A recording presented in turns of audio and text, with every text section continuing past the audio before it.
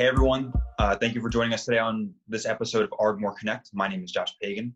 And I'm Brian Cronin, and today we have Mike Silver of Silver and Silver. How are you, Mike? Fine, thank you for asking. How are you, Brian?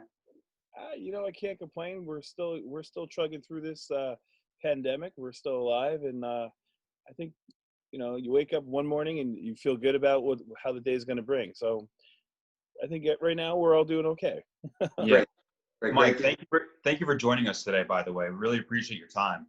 Thank you for inviting me. I have nowhere to Good call. Stay safe, stay sanitized. So, Mike, why don't you tell us a little bit about you and what you do at your firm? Thank you. So I'm a lawyer. Our specialty is representing disabled people trying to fight the government to get Social Security disability benefits. I was really lucky to be one of the first lawyers in the country to learn about this field and to get involved. Mm-hmm. Most lawyers didn't want to get involved with it because every case has to be tried, essentially. Every case takes a couple years to do. You have to have the medical records. It's kind of a tough thing. And when I started it, after all that, the most you could make was $1,500. And that was only if you had a home run and there were no deductions for welfare or workers' comp or anything else. But I thought if people saw me as their lawyer and got them disability benefits, they would for other matters to me. And that's how it worked out.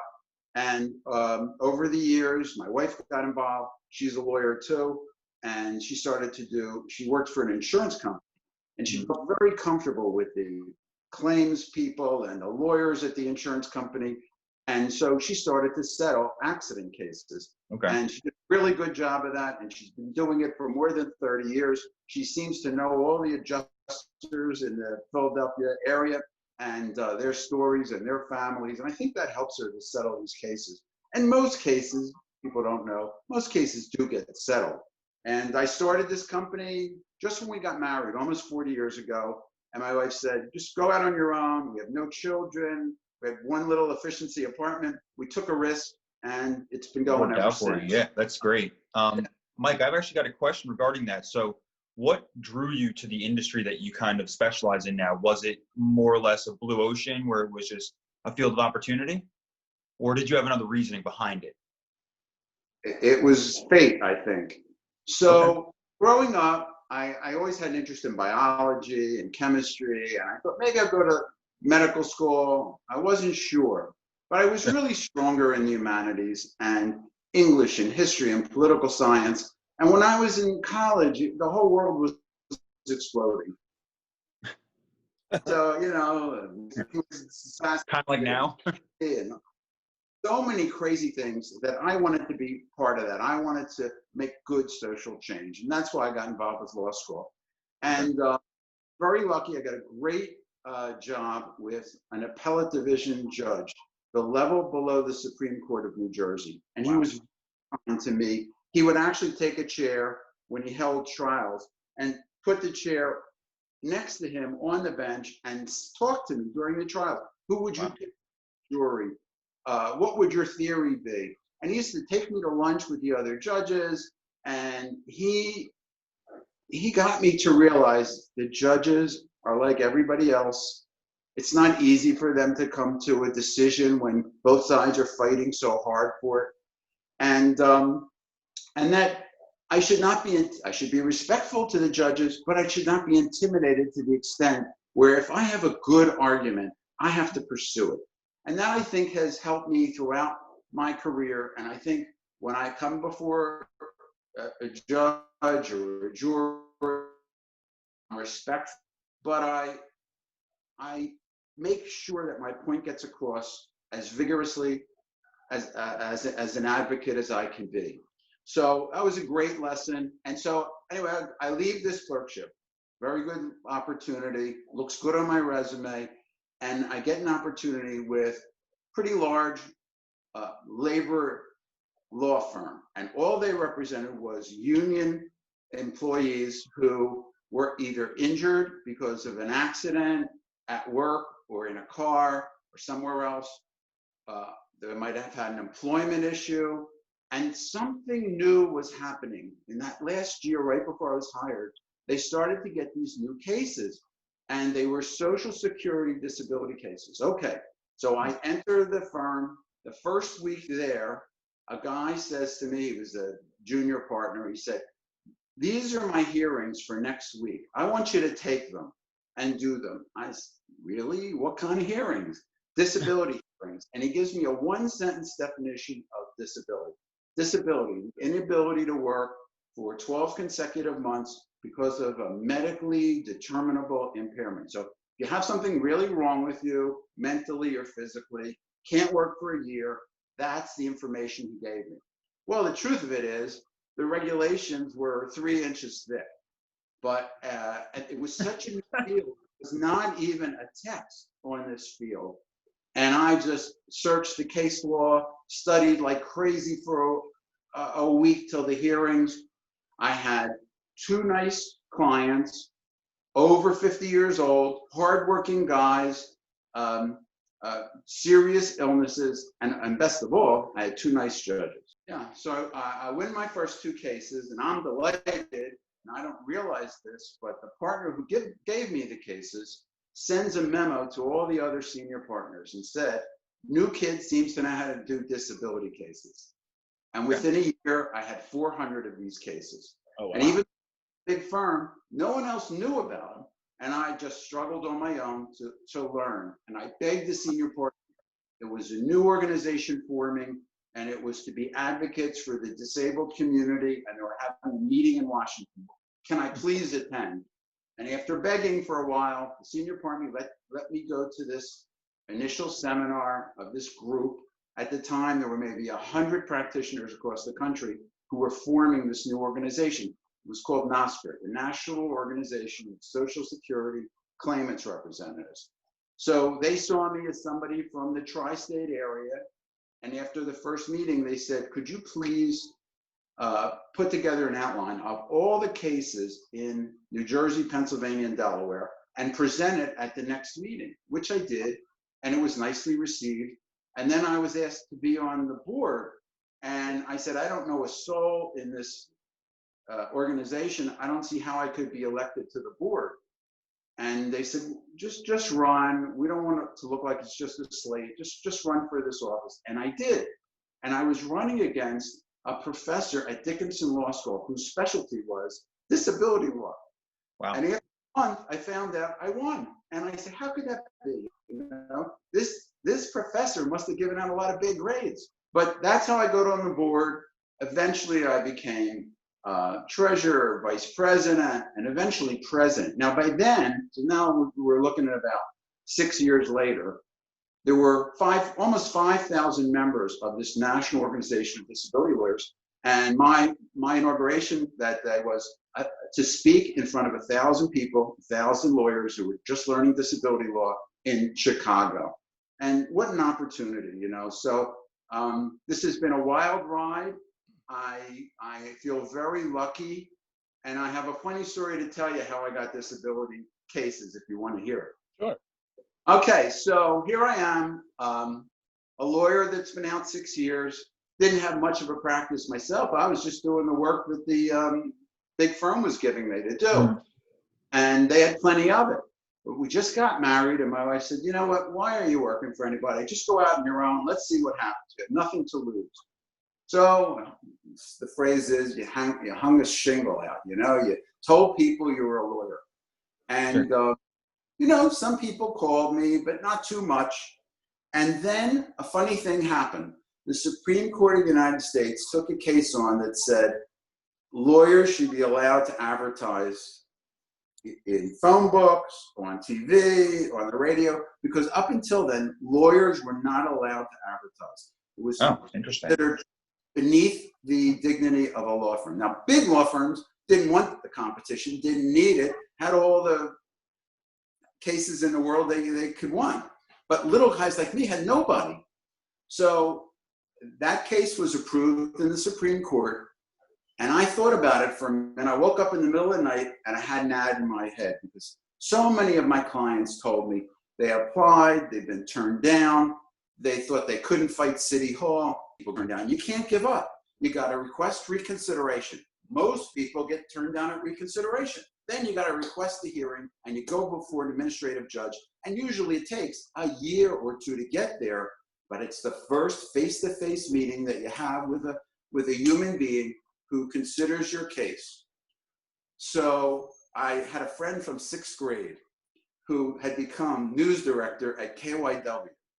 And I called him up. That was the all, for you younger people or people who are not familiar with it, that was the all news radio channel. And I thought to myself, you know, if you couldn't sleep at night, what would you turn on? You could have background noise, or you could be listening to something. And there were very few choices. And the thing you'd be listening to is KYW News. So I called my friend Eddie and I said, is there any inexpensive news time that I could advertise? He says there is, but I don't think you'd want it. What is it? It's from 1 to 5 a.m. I said, how much does it cost? He said, I can give you 60 seconds for $10. I said, I'll take it. He said, why would you want to take that? He says, our listenership is way down. I said, because my clients, now I've had a couple of years of experience with this. My clients tell me they can't sleep because they're worried about their bills or because their physical illness is keeping them awake. So I figured, let's try it.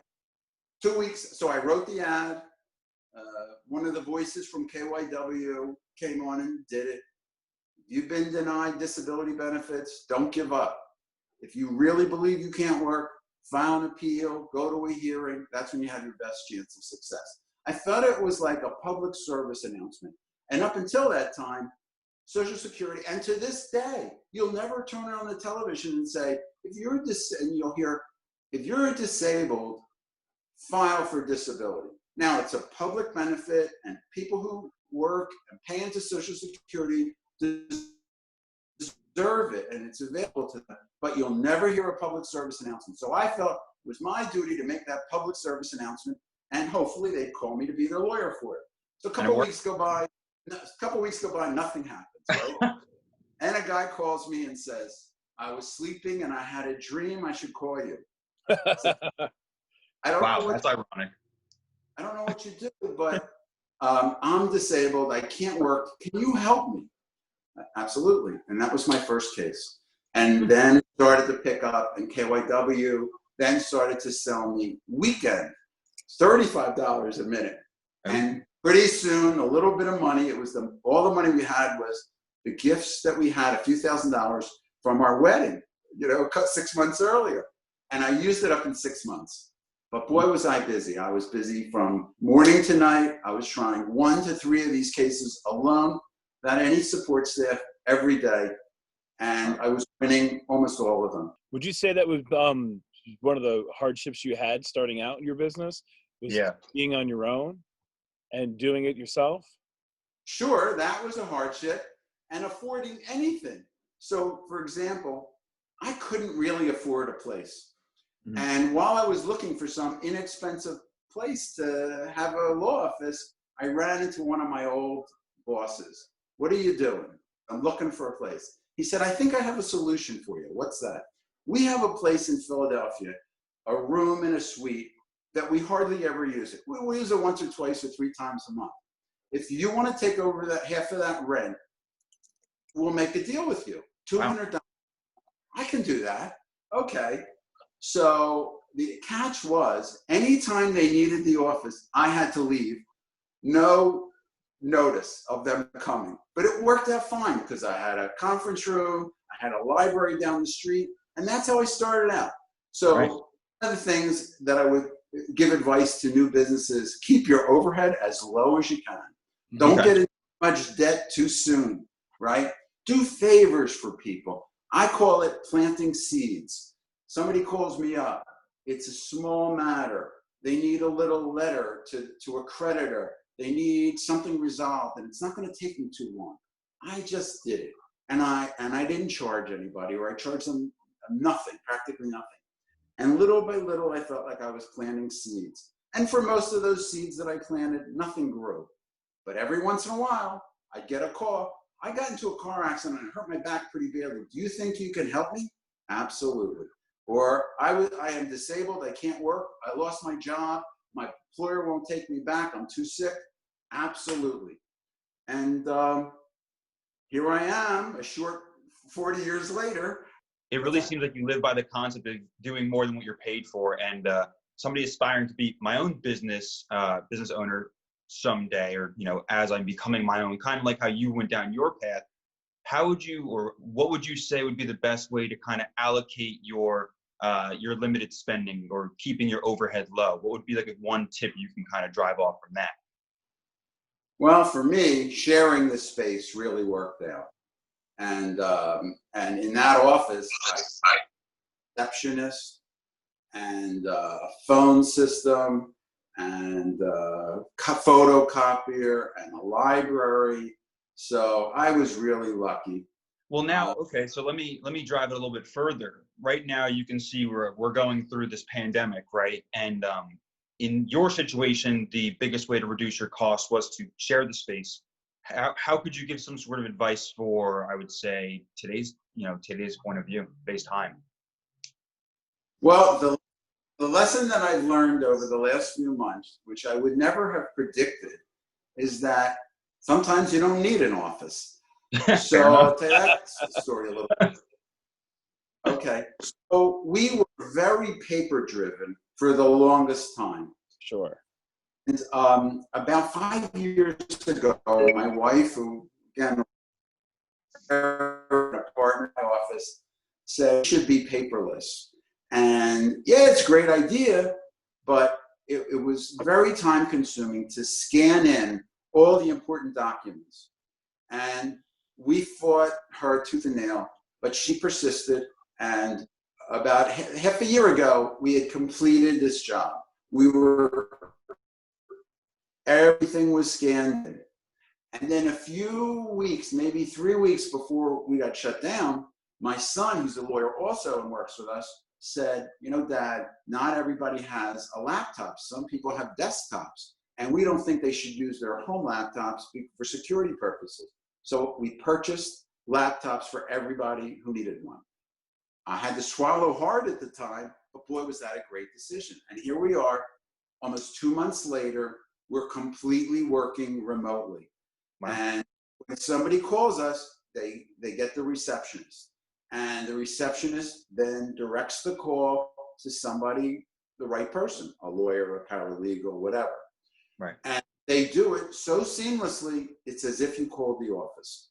And it's an amazing thing. So I think that's one area where people really don't have to invest so much, especially if they're just starting out. You could almost say that like using leverages and resources for leverages would be a good way to do it. Like, for example, I don't know if you've ever heard of the product MailChimp, but it does email marketing for you. So would you say maybe investing some of your capital in programs to make things more seamless and easier? Because it seems like that's what you guys did in a sense. And absolutely, I do. And believe it or not, I know MailChimp and I use it. Easy enough. 3 months. Very inexpensive, efficient way. It cost me $50 or $60 a month to send out, I think, 4,000 newsletters. Wow. See, now that is where the value comes in with the capital expenditure. I totally agree with that 100%. When did you make your move to Ardmore from Philadelphia? Okay, so I went from Philadelphia, where I was in this suite, which really helped me get off the ground. Where was it, if you don't mind me asking? 1015 Chestnut Street, across from Jefferson Hospital. Okay, yep, very familiar area. Way before the gallery, just when the gallery was being built. And it wasn't the best neighborhood. I remember on Saturday night, when I would leave, sometimes late on Saturday night, I would have to walk very heavily to make sure that the rats would move out of the way. That's how it was really bad. So we were living in Bala Cynwyd at the time, and we had 2 young kids. And I would drive past the GSB building every day, and I would say to myself, why am I going into town when I could be there and there'd be free parking? So my wife didn't like that idea, but I said, let me try. And we did lose some inner city and South Philly clientele because it was no longer really convenient for them. But we picked up Roxborough and Manayunk and West Philly and City Line and all that area. And so it just worked. It was convenient and it worked for a new people. And in our disability practice, we were actually doing it anywhere in the country because disability is a federal law. So I've done it in Florida, California, Las Vegas, Puerto Rico was a fun one. And I did it all over. And now, more than ever, you're trying to do these hearings by video, and even now, most recently by telephone, which I worried about, but we're getting great results. So actually, I can take these cases almost anywhere. Wow. And after about 7 years of paying high rent at GSB building, I've been looking for a building. I wanted to be close to where I live and in a place that was accessible to disabled people, near a bus line and a train line. So I found this old, abandoned Bell Telephone building, and it was over 100 years old. Wow. And again, my wife said, "This is terrible, we can't do this." And I said, "We have to do it." It looked like a solid structure. It had 25 parking spots. It was near the bus, the 105. It was near the R5 train station. I gotta do it. Now, it didn't have an access to the third floor where we were gonna have our offices. So I had to put in an elevator, but I thought it was a good investment. And it was a very hard thing to do, but we managed. And for a lot of years, we were choking on that mortgage, you know. Sure. But it really worked out. And again, I felt like if I had invested everything I had into this new office, I had to try my hardest to make sure Ardmore would succeed as a little town. Then it was really struggling. So I got involved with the Ardmore Business Association and with the Ardmore 2000, and I became chairman of the Streetscape Committee, and we did a demonstration block. That first block that I was on, it was an experiment. And then I became vice chair with Charlie Ward, and then I became chairman. And during that time, we were able to get maybe $2 million over those 20 years in grant money. We changed all the lighting. We fixed all the sidewalks. We planted trees, everything I could to try to make Ardmore a more welcoming spot for customers, for people who lived in the area, for businesses, and it helped. But, you know, I think the most dramatic help is in the last 5 years when there was this news of incoming tenants, large number of incoming tenants with Dranoff's building. A lot of people said it was way too big. I thought it was too big too. But what happened was restaurants opened up, businesses came. I think it was a shot in the arm for Ardmore. And, you know, look, the world is a different place. I hope those restaurants, most of them survive. I hope that the apartments fill up. That's a very nice building to have there, I think. And I think it actually makes it more welcoming in the city itself.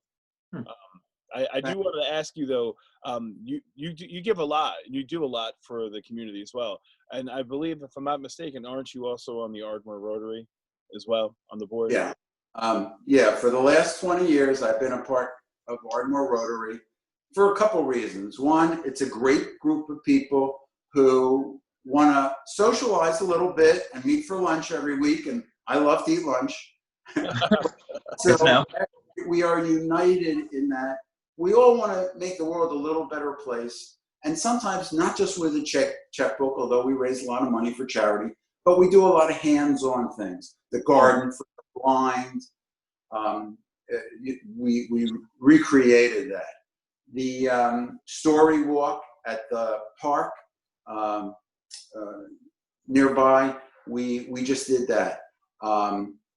When there's an emergency, we try to help out. It's a great group. It meets every Thursday from noon to 1:30. If anybody wants to come, it's a delicious place to meet at the Marion Cricket Club. There's always a speaker, and we do good things. If you have a little time and you want to do something good and you want to further your business, because that's Rotary too. Just that, you know, it's a small group and we help each other out and we give each other. Are you guys still meeting right now? Only on Zoom. We meet every, and you know, it was a struggle in the beginning. It didn't feel like the same thing. But last Thursday, we actually had a speaker from the Bryn Mawr Film Institute He told us to watch this movie. We all watched the movie, and then we discussed it, and it was great. It was Wow. with the Film Institute, super guy, and that was great. So we always try to have a good speaker. I think that with Zoom in general, I think virtual networking is better than no networking, if you ask me. I agree with that. You know, Absolutely. The food is not as good. yeah, Good point. you got to make it yourself, unfortunately. Yeah, I mean, Brian, you know that I host the Beer Share once a week, the happy hours, and you've been there before, and you know that's working pretty effectively. So, yeah, I agree. These Zoom meetings are still keeping everything going. It's better than having nothing. Exactly. Do you have anything that you're doing right now for your customers during this time? Well, so here's the thing. We always have had this policy. If anybody has a question about any kind of field of law, they should call us. They shouldn't hesitate. The meter doesn't start running. Every new call, every new interview is free. We do that because we'd like to get business and because we want to make people feel comfortable that they're not going to be meeting with an expensive lawyer right away. Sure. If you do the work, automobile, slip and fall, employment law, workers' comp, Social Security disability, supplemental security, SSI, if it's any of those fields, well, we hope we can convince people that we're very good at it and we really want to represent them. And almost always when they meet us and talk to us, they do. And I'm happy to say in almost all those cases, we're successful because every case we take in our office basically is a contingent case. If we don't win, we don't charge. It's a free experience for people. So that's what we always offer. And How many do you have in your firm? Yeah. Seven lawyers all together and about 10 support staff, 11 support staff. Oh, wow. Okay. I'm guessing you guys have a good referral network as well. Right. So Yep. that's what I say, that I've been around long enough to know who's good in the Philadelphia, South Jersey area for cases that we don't take. So if you call me and we don't take it, we're happy to refer you to somebody. Right. You're kind of like a one-stop shop in a sense where it's, you know, you might be local in a sense, but then you can go ahead and leverage other people to, you know, that you recommend, you're comfortable with, that you feel might be a better fit for people. I understand that. And what's really was neat that when I was president of all the lawyers in the country, I got to know lawyers in every state. So if somebody tells me they got involved in an accident in Arkansas, I know people in Arkansas. I can find out who the best lawyer is for an accident. So, and that works out nicely. Sometimes we can handle part of it or all of it in our house, but when it has to go to trial, we involve, and we never charge more when there's another second lawyer. We just share the fee. That's how it works. Oh, nice. That's good to know. Yeah, it is good to know. So since you've been in Ardmore now, do you have an other than your own, obviously, but do you have any other local businesses that are your Where like in Ardmore? Like where do you go? Where do you like to go to lunch? Okay. There's two places that come right to mind. Okay. I'm crazy about the breakfast and lunches at the Ardmore Station Cafe. Okay. Okay. That guy, John, who runs it, is just a terrific guy. He makes great food. It doesn't take long to get served. I'm in and out in a half an hour, and I love that place. If I want a more involved meal, I love the people at Moroccan, that Moroccan restaurant. Yes. Ada is somebody who runs her business the way I like to think I run my business, with love, you know, from the heart. And her food is delicious, and she's reasonably priced. And if you ever go there for dinner, she has dancers, belly. Yeah, she definitely got some good belly dancers. Decorated the place like you walk in, and her background is very interesting because she's from Morocco, but she was professionally trained as a chef in Germany. So her menu is some European specialties as well as this food. Now you're making me hungry, so now I want to go over there and get some. Unfortunately, it's not open. It's not even. They're not doing curbside pickup. No. Mike, you and I and Brian can all go get some when everything reopens. I'd like that. I'd love to do that. Let's do that. Let's do it. Brian, you in? Oh, definitely, without question. Chef Saeed is one of my favorite places to go as well, so I like it. I've actually never been there, so I'm looking forward to going and having it. She's such a hardworking woman. It's remarkable. I'm like the type of person who, once I find something I like to continue going forward with it. And I was introduced to El Limon very early on. So it's just kind of like a staple for me. It's like, oh, going through Ardmore, let's just stop there real quick. Right. Pretty convenient for me too. Oh yeah, you're right across the street. Yeah, there you go. Another business that I love, it was Zoom Bike, and now it's Trek. And Anthony there, who runs it, super guy, great service. Another guy who really does it from his heart. Great guy, great place.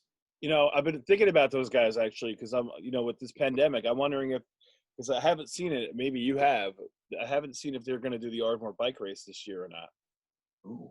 I doubt it, but I haven't heard officially. But I know what he is offering right now is if you want to buy a bike and you see one online, he will build it and deliver it to you for free. Wow. Oh, yeah. Yeah, he's definitely a good person. He's another guy I know that likes to give back to the community. Right. You should definitely send us that link to his website so we can put it up.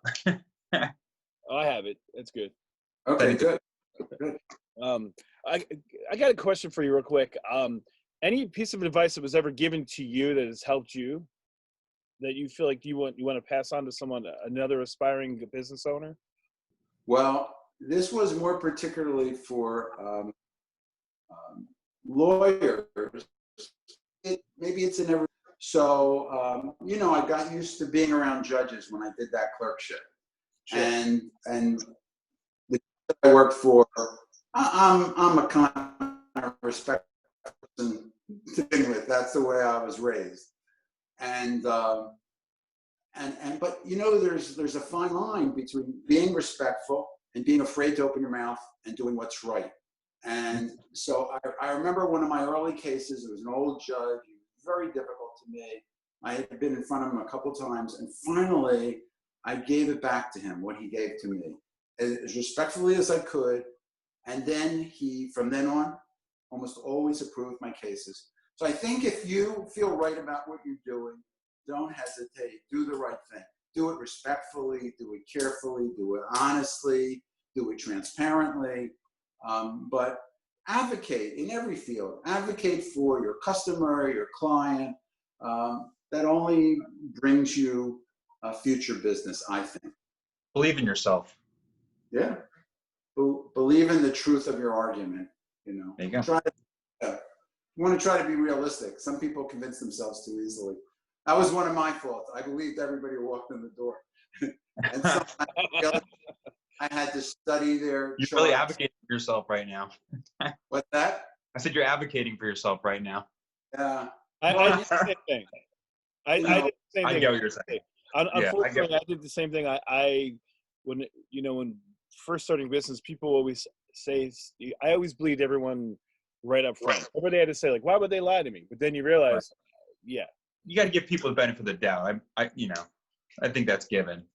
So there was a time in Social Security law where if you were addicted to drugs or alcohol, that in itself was a disabling condition. And then a 60 Minutes show came on, and it showed people getting monthly checks who are drinking themselves or using drugs almost to kill themselves. And Congress voted very shortly thereafter, no more disability payments for people who are addicted to alcohol or drugs. Oh, wow.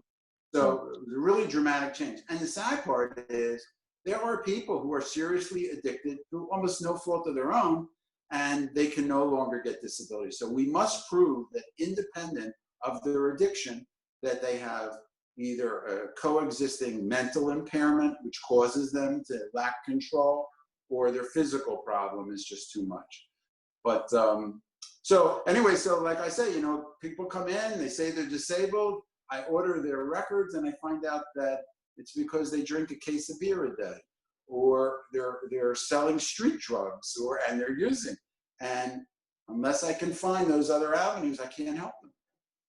So that's why you have to you work hard for your clients, but you got to make sure that what they're telling you is correct. We definitely want to thank you for taking time out and speaking with us today. Do you have any closing thoughts you want to pass on? Well, belatedly, I hope all the mothers had a good time. What a strange world. Just keep the faith. We're going to get over this. There are smart people working on it. Even here in the Delaware Valley, there are people working on cures. And I really believe that if you can just stay patient and don't be in groups and stay covered up when you are with people, I think your businesses will succeed. And where would we be without technology today? If this happened 5 or 10 years ago, none of us would have been able to survive. So I think of whatever you can do to further your business online, by phone, whatever you by email, do that. Now is the time to invest in that. Hope that's helpful. Well, just want to say it gratifies me as one of the people who started the Ardmore Business Association and the Ardmore 2000, that guys like you, smart, talented, hardworking, busy guys, felt the same urge to take the neighborhood by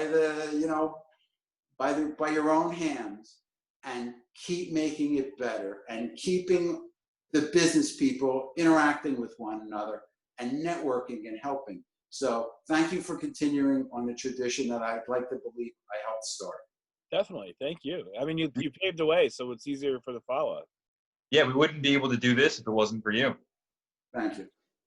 And from everyone here at Ardmore Connect, we'd like to thank you guys for watching. Please stay tuned for the next episode, and we'll see you then.